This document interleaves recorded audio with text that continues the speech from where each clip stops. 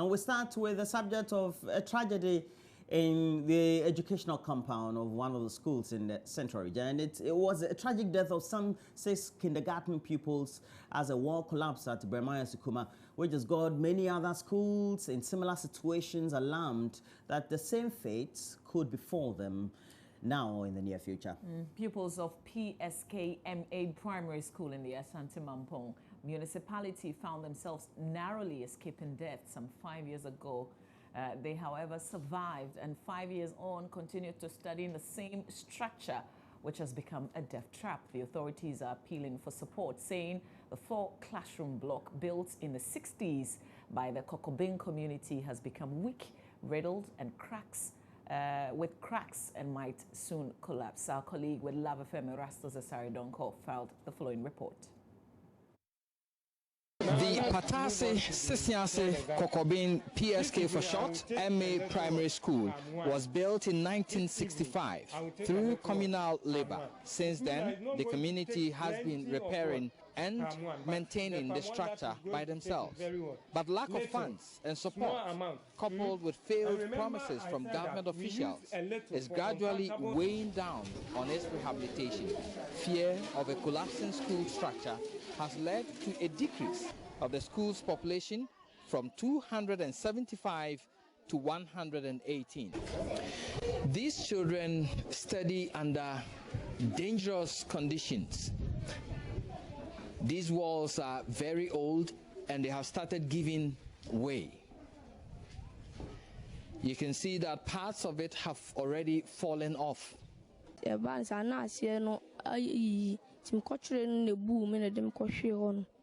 a tall wall? Yes, sir. A bands answered them Koshi Tina Musse and Yamiana. No, Nipa Bros, Kumanson, Dim Coffin, and Mam Cotter Druid, man. Well, he says he leaned against the wall that day and then it came tumbling down. This room is the staff common room for the school. The teachers share this room with staff of the school feeding program. When you are teaching, children find it very difficult to get the understanding because the classrooms are very hot like an oven which is ready to bake bread. And more so, you see snake or reptiles falling on the children as well as the teachers at hand. Where do these snakes come from?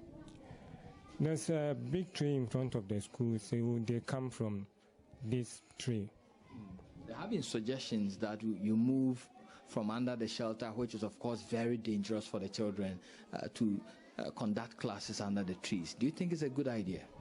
Yes, that is very good because looking at the structure of the building, as we said earlier on, we said that the structure is in a deplorable state. So it is better to move under the trees before anything bad happens to the children. Have you notified the appropriate authorities about this challenge? Yes, we've hinted on that.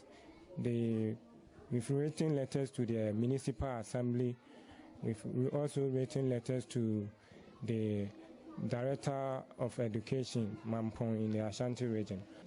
Whenever it's about raining, they have to bring their books to my house or any other person's house to keep it safe. When they fail to do so, the books get destroyed. We, the parents, are worried about the situation.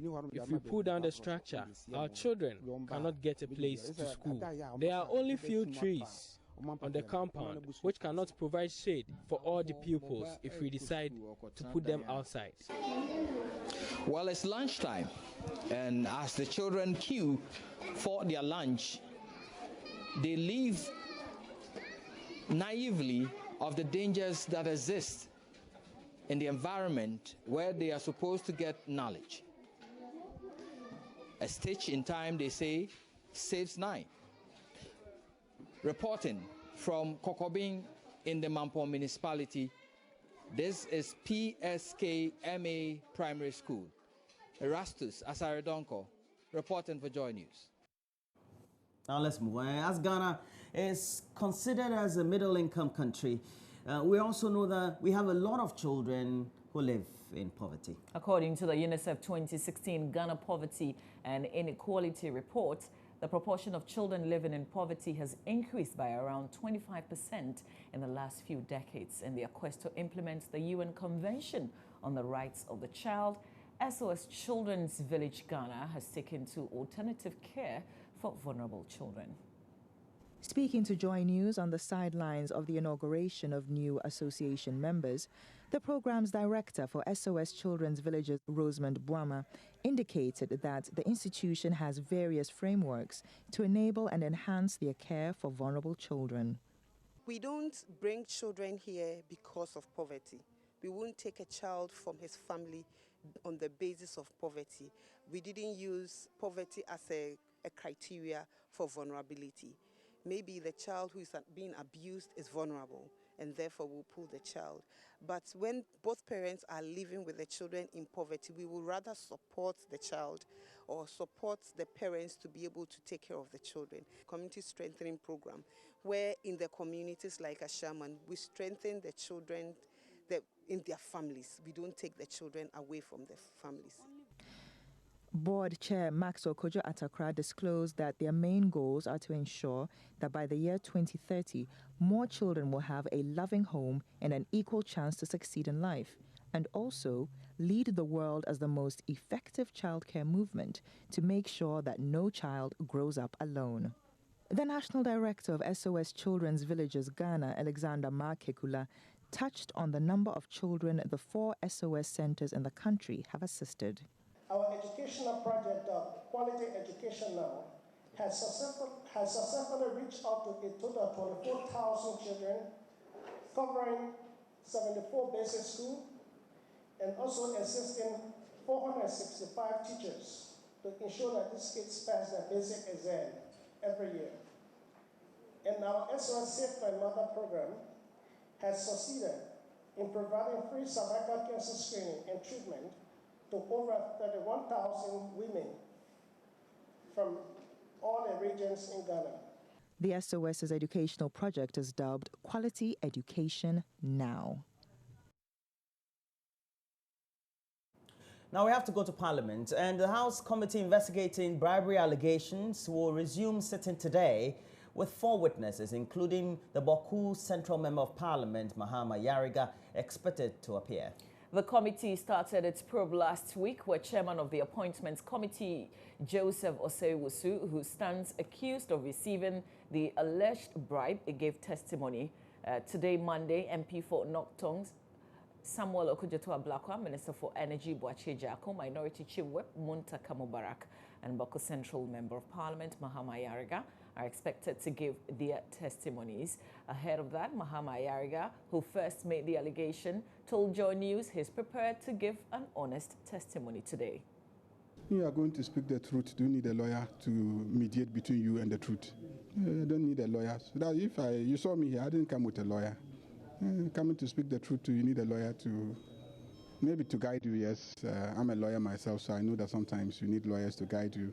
But I know the basic rules. My guidance is that people should be patient and follow Parliament and see to it that Parliament is able to do its work. Understandably, there's some public interest in the matter. That's very understandable.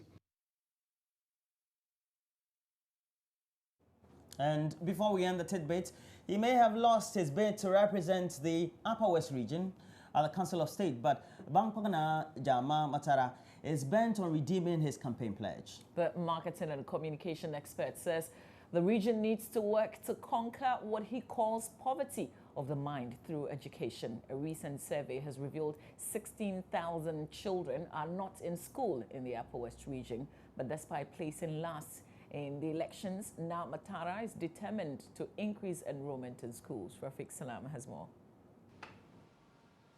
Bankona Jama Matara came into the Council of State contest to win and primarily to advise the president. However, he had other plans beneath his sleeve, which is to conquer the poverty of the mind through education. Beyond advising the president, okay, something worries me. Okay, something that you were here on the day I was ensconced on the 11th of March, 2011. I told my people I was a chief for young people the chief for children. And I said, of all the things that I wanted to be known for, education was number one on my list. Okay, I just think that today, 6 years on, if you look into Bangkok today, you will see evidence of things that we have done in furtherance of conquering the poverty of the mind, education that we talked about 6 years ago. His major aim is to get children who are out of school back to the classroom. A baseline survey conducted by a non-governmental organization, Pronet North, pegged the number of children who are out of school in the Upper West region at 16,000, with the West leading with 2,453. Na Jama Matara recalled during the campaign how he bumped into 12-year-old Barkisu Garba at the Wochao market, who he expected to have been at school but dropped out 4 years ago. Okay. I saw a little girl about 8 years old sitting beside an older woman. This was 1 p.m. I said, this young girl ought to be in school. Why is she sitting down here? I approached the young girl and I said, hey, well, I'm going back to school. Why are you not in school? The lady who sat beside the young girl lied to me. She said, oh, she's not in school because she is not well. But for the intervention of another lady who was close by, would have walked away with that lame excuse. But she said, the other lady, this girl, we know her. She doesn't like going to school. Education of children in the region then became his agenda and promised whether he wins or loses, he will ensure that Barkisu is back to school. Na Jama Matara eventually lost the election but bent on redeeming his pledge. He presented a check of 1,000 Ghana cedis to Barkisu in the presence of her mother and brother for her to buy school kits and for her upkeep. For Na Jama Matara, the election of the Council of State in the Upper West region did not only produce Koro Richard Babini Kantong as a winner, but has put on track a plan to remove the people from the poverty quagmire they are wallowing in. Reporting for Joy News, Rafik Salam. Wow. And that's it for the news tidbits we have this morning on the show. We have a lot more as we review the newspapers. We'll go to myjoyonline.com and then we look at other news portals. Notably, we have to look at the Africa page of the BBC. Yeah, and hopefully we'll get to bring you some Trump moment here on the show. Is Trump and Sweden trending? Forget about Trump. We have a lot more for you on Trump. Yeah. But we also have a great interview with the youngest, but also the president of Group Ideal, as he was elected to represent the Greater Accra region here on the show. So he's the youngest, yeah? Yeah. Wow. 37. And then we'll go to the frontages or the forecourt of the Commission for Human Rights and Administrative Justice. And we'll be speaking to? We're speaking to the commissioner himself, Mr. Joseph Whittal, and we're boxing that with a man who's done a lot of work in this area. I mean, who can better speak than Francis Xavier Soso, who's taken a lot of, is it pro bono cases? I mean, his latest case, by the way, remember, was a man who had been jailed for impregnating his students. I think he was in jail for over 10 years or so, and then he didn't do it, apparently, you know, so yeah. Okay, so we're boxing all these and a lot more next, all in a box. We'll be back.